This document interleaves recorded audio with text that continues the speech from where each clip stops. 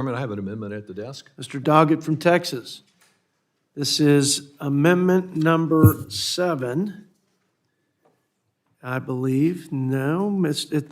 8. My apologies. Amendment number 8. We'll have the clerk report out while the amendment's being distributed.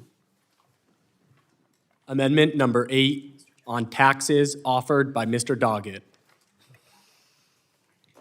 I yield 4 minutes to my fellow Texan, Mr. Doggett. Thank you so much, Mr. Chairman. This amendment is designed to assure that your resolution does what you and the other sponsors say they want by removing a gaping loophole in the resolution that makes this budget completely unbalanced. The amendment eliminates Section 302, which would authorize unlimited tax breaks at the same time other parts of this resolution do so much harm. You know, this resolution is really based on an approach that is a little like a scene from that classic horror film, Night of the Living Dead. We're surrounded by zombie Republican ideas. No matter how many times they're knocked down as false and phony, they just keep coming back. Republicans claim, for example, that if we will just disinvest in America, spend less in the American people, that will accelerate growth. They say it's government spending on infrastructure, on basic medical research, on child care, on health care, on educating Americans from pre-K to post-grad so that we have a competitive workforce, that we're just doing too much investment in those areas. Well, I think is really a zombie approach.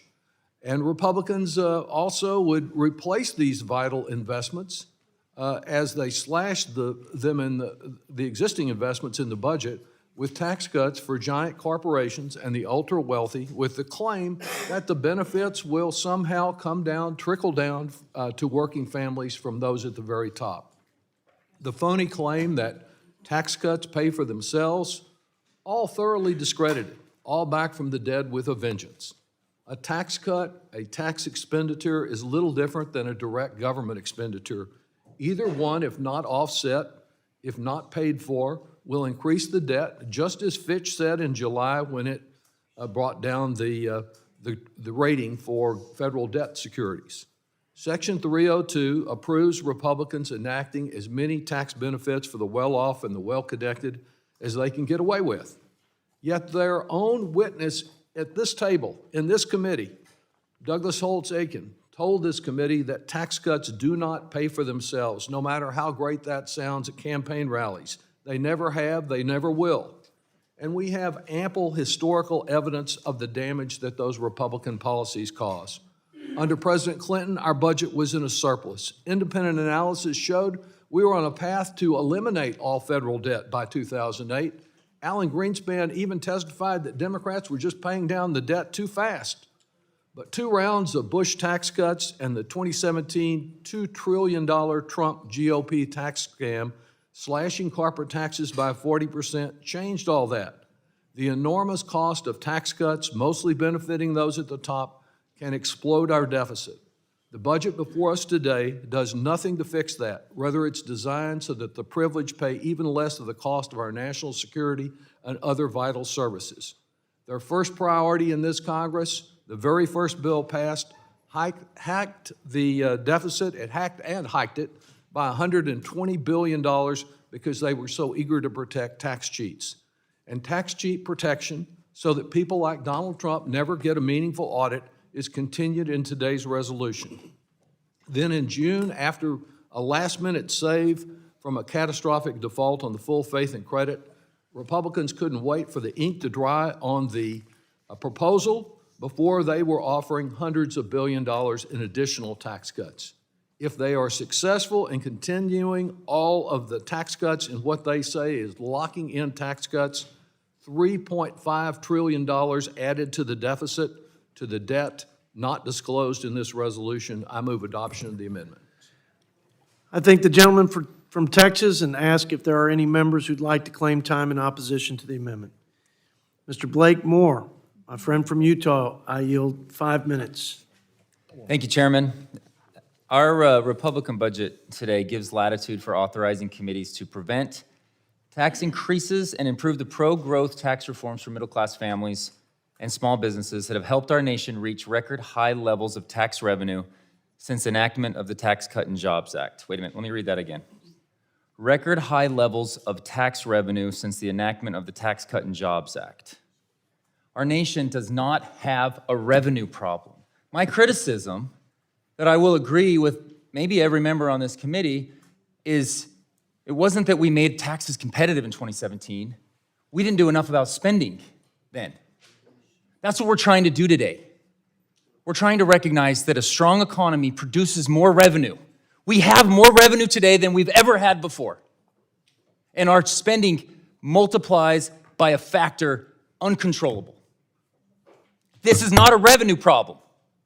This is a spending problem. And every single American knows it, if we're gonna be honest with ourselves. And I'm telling you, I don't think my party did enough in 2017 and the years after that to do enough about spending. I know there's a desire to, and I know it's really hard. Today, what we're doing is really, really hard. But this is not about the easy headline of tax the rich or however you want to communicate this. 1% of earners pay 40% of tax in America. We have a progressive tax code, okay? Obviously, I get passionate about this topic. I never hear any criticism about doubling the child tax credit or the standard deduction and what that did for middle-class Americans. Never once from my Democratic colleagues. When you look at what actually took place with the Tax Cut and Jobs Act, it did what we needed to do to make America competitive, to keep companies here so they wouldn't keep offshoring because tax incentives are better. I've lived in Singapore. The top tax rate is 17%. Companies are flocking to Singapore to set up their business. They don't have an unemployment issue over there either because they're able to attract and they grow their revenue. If you have lower competitive taxes, you grow your revenue. And we have the highest revenue in the history of our nation, but our spending is out of control. That's all we're trying to do today. We're trying to find an area. The point that I love the most about this budget resolution is that we're trying to cut $3 trillion over the next 10 years of interest, okay? Interest is going to take over our defense budget. It will be more than we spend on Medicare and potentially Social Security one day if we don't do something about it. We cannot tax ourselves out of this issue. To support this point, I request unanimous consent on another very important topic by an article from the Census Bureau that income and poverty in the United States in 2019, and this found that poverty rate has declined to an all-time low of 10.5% after 2017, after the enactment of TCJA. I can't stress the importance enough that when we empower Americans, we strengthen our economy, and we produce higher tax revenues. And nobody's found this to be perfect. And we've continued to add debt for the last 20 years. I love the talk of the late 90s. And you can't say that the Democrat administration, led by Chairman Panetta right here, didn't find areas to cut too, right? There's areas to cut. That's what we're trying to do today. And it's just something that we have to be willing to be adults about and recognize revenues have never been higher, and spending is growing at a clip that we cannot overcome it. And I yield to Representative Grothman. So ordered on the submission for the record. Yield the remaining time to Mr. Grothman. We'll mention a couple things really quickly that haven't been taken up. First of all, with regard to Mr. Kilby, one of my favorite Democrats, law enforcement should be kept local. We love it when local law enforcement stands up to Michelle Lujan there and tells her we're not going to, play with the guns. We know there are all sorts of people around in your party. If they had a chance, they'd use the local law enforcement to force people to get vaccinated. They'd use law enforcement to collect the guns. In America, we want law enforcement to be local and tell the federal government to keep their hands off. Secondly, this IRS agent thing. It's a big number, 87,000, big numbers all kind of go together. That's 200 new agents per congressional district. But in addition to the agents you already got, what would you do with 200 new agents per congressional district? I mean, you got to wonder what their plans are. Thank you. Thank the gentleman from Wisconsin. and yield to my friend from Texas a final 1 minute to close. The debate shows the basic division. We Democrats don't believe that we will grow America by cutting investment in Americans. I hear defense of the progressive tax code. It is a tax code after the Trump giveaway, where major multinationals are paying less than 8% effective tax rate.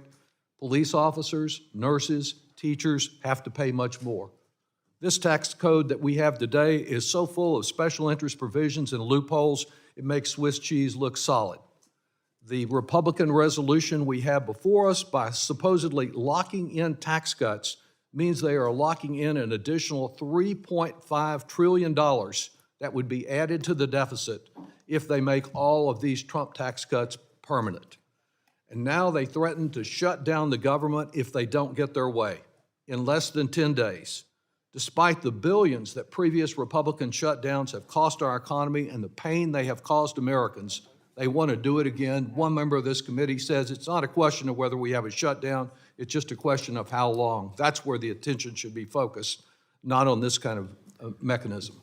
I yield back. The question is on agreeing to the amendment offered by Mr. Doggett from Texas. All those in favor say aye. Aye. Those opposed, no. In the opinion of the chair, the noes have it. Yes, sir, but according to the agreement, we will just postpone that recorded vote until a later time after the, later time in the markup.